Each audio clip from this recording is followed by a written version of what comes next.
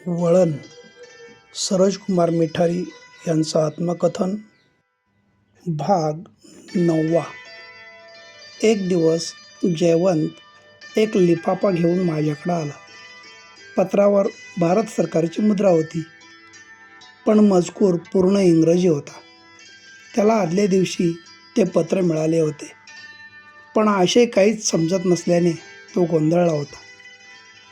मलाही अर्थ लागेना.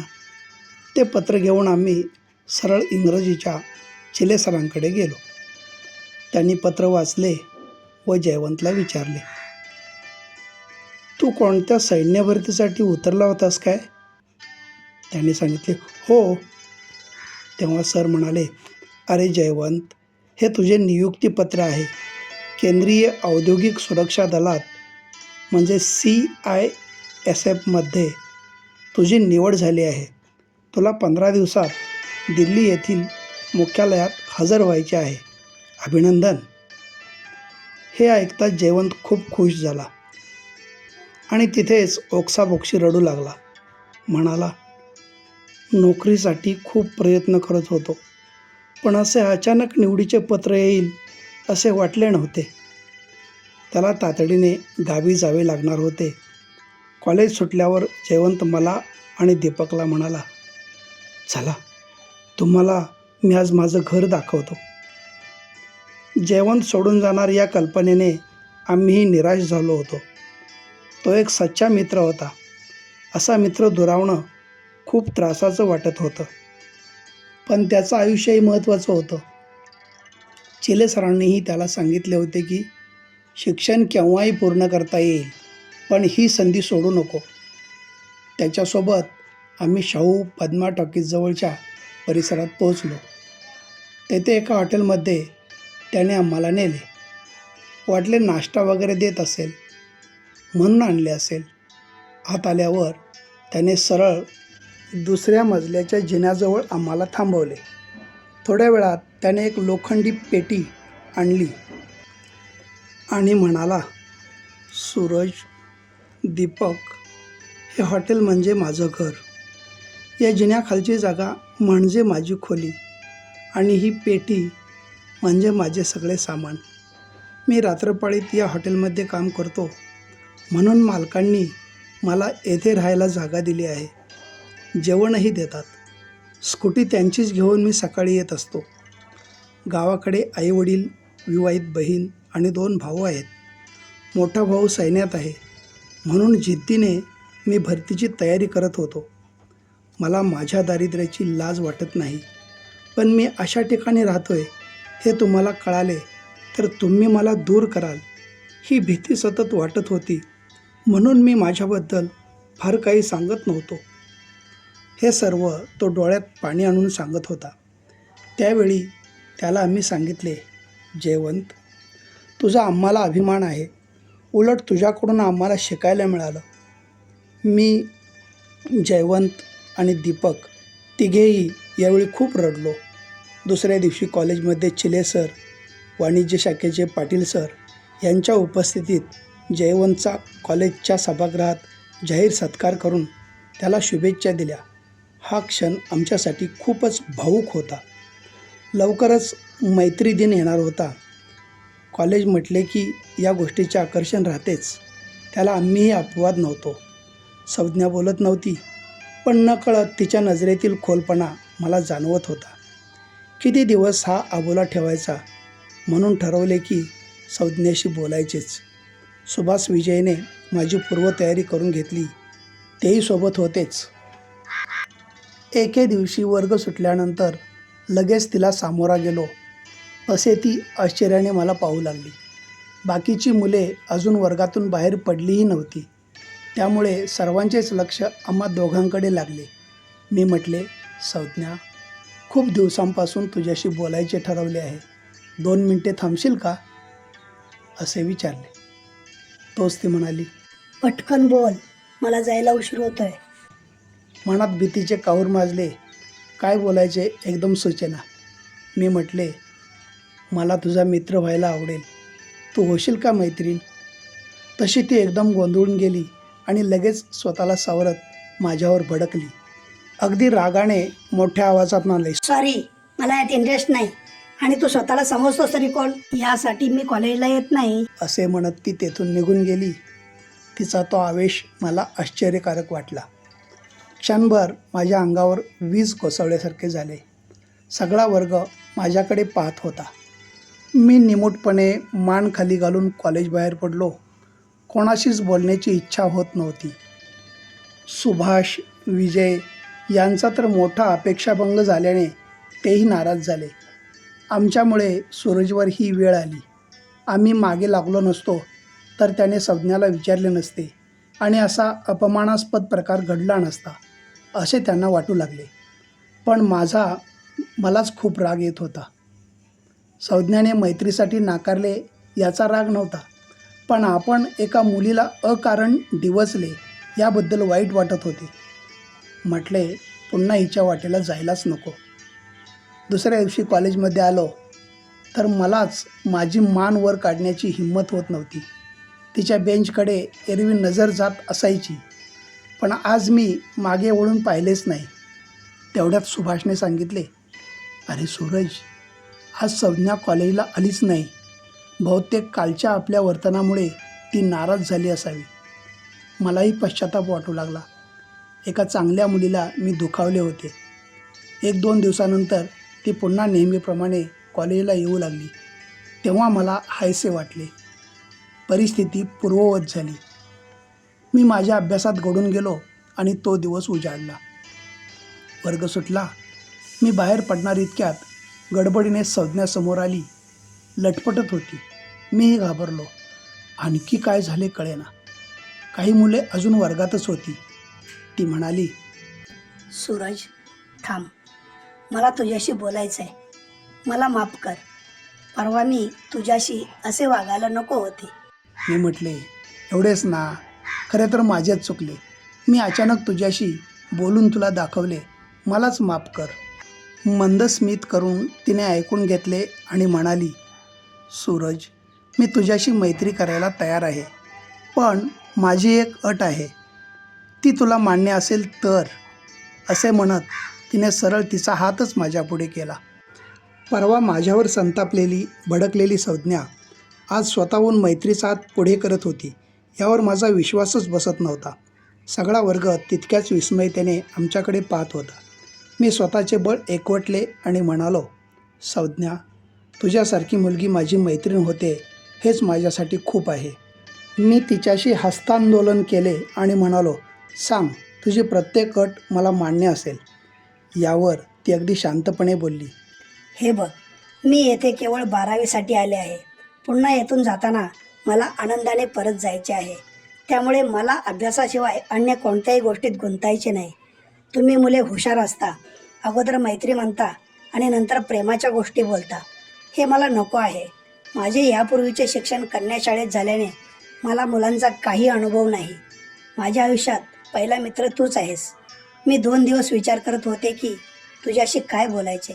आज धाडस करते आहे. आणि हो, वर्ग सेक्रेटरी निवडणुकीत मी तुलाच मतदान केले होते. तू मला सांगितले नव्हतेस तरीही. मी म्हटले, तुझ्या भावनांचा मी पूर्ण आदर करतो. तुझ्या सर्व अटींसह तू माझी मैत्रीण. यानंतर तिने माझ्या हाती बांधला मैत्रीचा आणि विश्वासाचा धागा. सगळा वर्ग अवाक होऊन आमच्याकडे पाहत होता. निरोप घेऊन ती निघून गेली. त्यानंतर कॉलेजचा प्रत्येक दिवस माझ्यासाठी विविध अनुभव घेऊन येणारा ठरला. सगळे मनासारखे घडत होते म्हणून अभ्यासात कोणताही खंड मी पडू दिला नव्हता. घरची परिस्थिती हालाकीचीच होती, त्यामुळे शेतातील कामे सांभाळूनच अभ्यास करायचा होता. वाघ्या हा कुत्रा माझा घरातील सोबती. दिवसभर तो माझ्यासोबत शेतात यायचा. 12वीतील पहिल्या चाचणी परीक्षेनंतर कॉलेजच्या पालक मेळाव्याला आई व सोबत छोटी बहीणही आली होती. इंद्रजित, सुभाष, सतीश यांच्या मातोश्रीही मेळाव्याला आवर्जून आल्या होत्या. सर्वांची येथे चांगली ओळख झाली, जी पुढे कायम राहिली. दीक्षित मॅडम, गोसावी सर यांनी आईला माझ्या प्रगतीबद्दल सांगितले, तेव्हा तिलाही समाधान वाटले.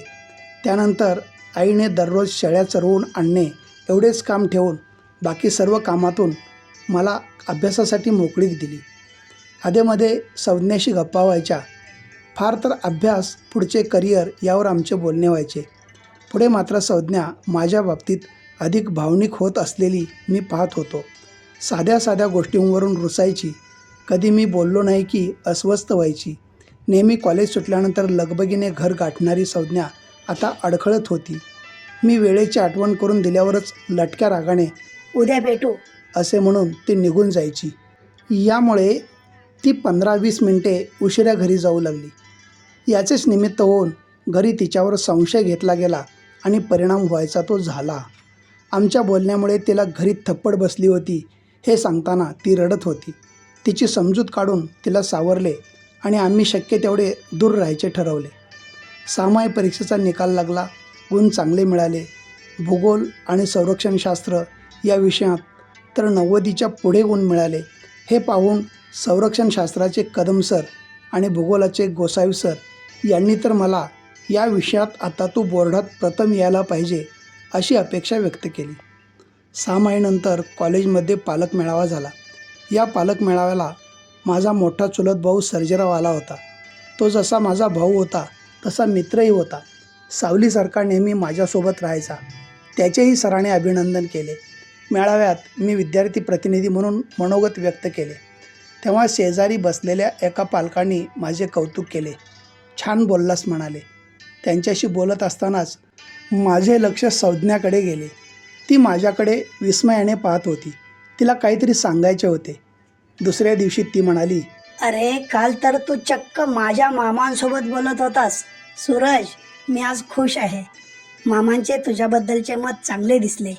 ते एवढेच म्हणाले, अभ्यासाकडे दुर्लक्ष होणार नाही याची काळजी घे. या तिच्या खुलाशामुळे मला समाधान वाटले. डिसेंबर 1999मध्ये एड्स जनजागरण सप्ताहानिमित्त कॉलेजमध्ये स्पर्धांचे आयोजन करण्यात आले होते. विज्ञान शाखेच्या देशमुख मॅडम यांनी काव्यलेखन आणि पथनाट्य सादर करण्याबाबत आम्हाला सूचना दिली. यावेळी पथनाट्य करण्याची जबाबदारी पुन्हा माझ्यावर आली. माझी जुनी टीम तयारच होती.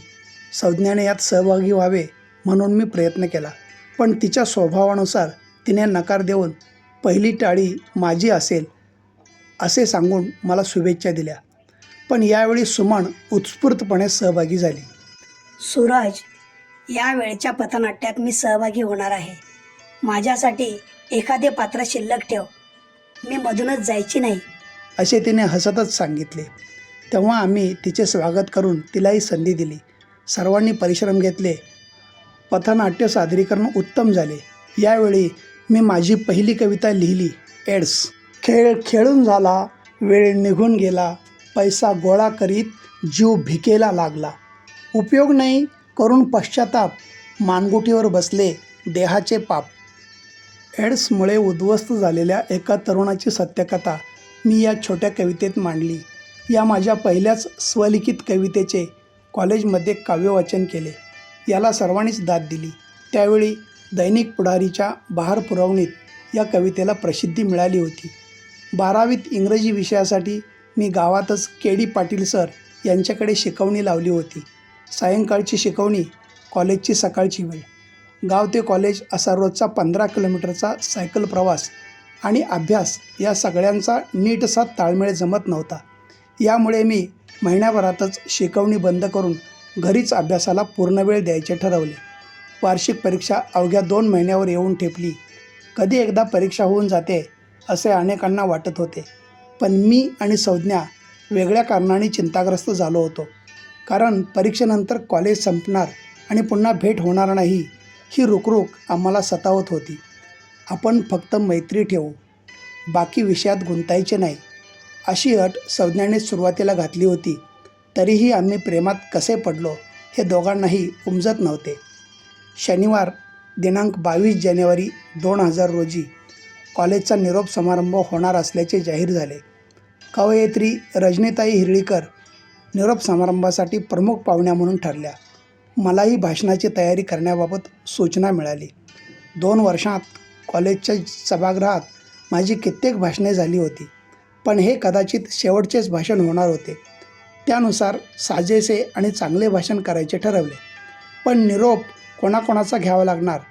माझे अनेक जिवलग माझ्यापासून दुरावणार.